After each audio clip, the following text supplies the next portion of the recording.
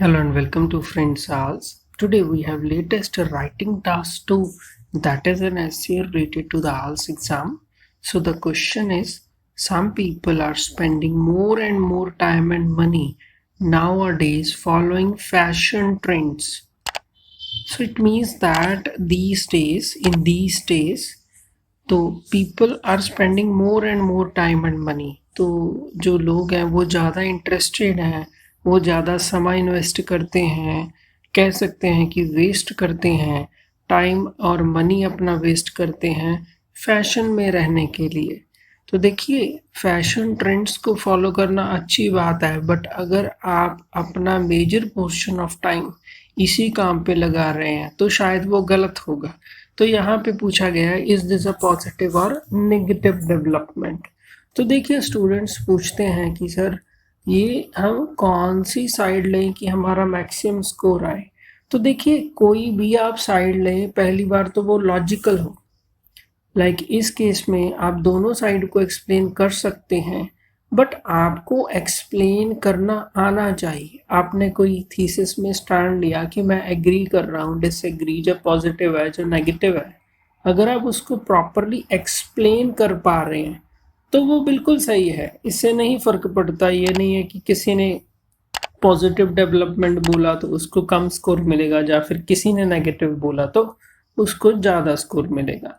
तो अभी हम इंट्रोडक्शन के लिए 2 लाइन्स लेंगे। जो फर्स्ट लाइन होगी वो क्वेश्चन को ही रीफ्रेस करके बता देंगे, सिनोनिम यूज़ करके कोशिश करेंगे कि ग्रामेटिकल स्ट्रक्चर में वेरिएशन ला सके। तो फर्स्ट ऑफ ऑल आपके सिनोनिम और वोकैबुलरी ले लेते हैं, जिसमें आपको स्टार्टिंग में ही लेक्सिकल का स्कोर, वोकैबुलरी का स्कोर मिलने लग जाएगा। तो सम पीपल के लिए कर सकते हैं a certain class of people. Spend, very important. देखिए, ये बहुत ही ज़्यादा यूज़ होता है, स्पेंड आता है एसेस में। तो उसके लिए आप कह सकते हैं एलोकेट। एलोकेट और स्पेंड सेम होता है, बट यहाँ पे हम टाइम की बात कर रहे हैं, तो टाइम देना, एलोकेट टाइम देना, एलोकेट टाइम, या फिर एलोकेट रिसोर्सेस भी होता है। फॉलोइंग फैशन ट्रेंड्स, देखिए फिर वर्ड टू वर्ड रिफ्रेजिंग नहीं करनी है हमें, हम ये भी कह सकते हैं to stay in fashion. Positive development, तो पॉजिटिव डेवलपमेंट के लिए हम बोल सकते हैं अ फेवरेबल सिचुएशन। तो फेवरेबल मीन्स जो हमारे हक में हो, जो हमारे लिए कुछ फ़ायदा करे। Negative development, an unfavourable situation. तो ये था कि हम जो वोकैबुलरी यूज़ करेंगे। अभी हम फर्स्ट लाइन बनाएंगे क्वेश्चन से ही, बिना उसका मतलब बदले, बिना उसका मीनिंग बदले। तो ले लेंगे आपकी फर्स्ट लाइन इंट्रोडक्शन की। It is true that a certain class of people allocate more and more time and money to stay in fashion. हम पहले बात कर चुके हैं कि फॉलोइंग फैशन ट्रेंड्स के लिए हम लिख सकते हैं टू स्टे इन फैशन। तो हमने यहाँ पे लाइन को बना दिया, a certain class of people allocate more and more time and money to stay in fashion. तो यहाँ पे हमारी फर्स्ट लाइन जो क्वेश्चन के बेसिस पे है वो कंप्लीट होगी है। सेकेंड लाइन हमारी थीसिस स्टेटमेंट होती है, जो कि आपको क्वेश्चन पूछा गया है, यहाँ पे इज दिस अ पॉजिटिव और नेगेटिव डेवलपमेंट। अभी हम उसको आंसर करेंगे। देखिए, आप अपने अनुसार कैसे भी इसको आंसर कर सकते हैं, बट लॉजिकली मेरे को लगा कि इसको नेगेटिव डेवलपमेंट ही बोलना चाहिए, तो उसको भी हमने रीफ्रेस कर दिया। तो थीसिस स्टेटमेंट ले लेंगे आपकी, according to me it is an unfavourable situation. तो जो लोग इतना ज़्यादा पैसा लगा रहे हैं, वो भी फैशन पे, और समय लगा रहे हैं, तो वो शायद और किसी बढ़िया तरीके से उपयोग में लाया जा सकता था। इसलिए ये जो है आपकी अनफेवरेबल सिचुएशन बन गई।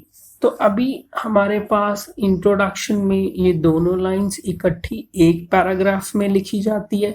अभी इसको वन गो में ले लेंगे, आपके क्वेश्चन और इंट्रोडक्शन को।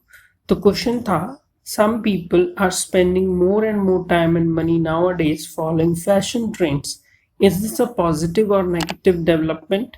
तो आपका फुल इंट्रोडक्शन बन गया।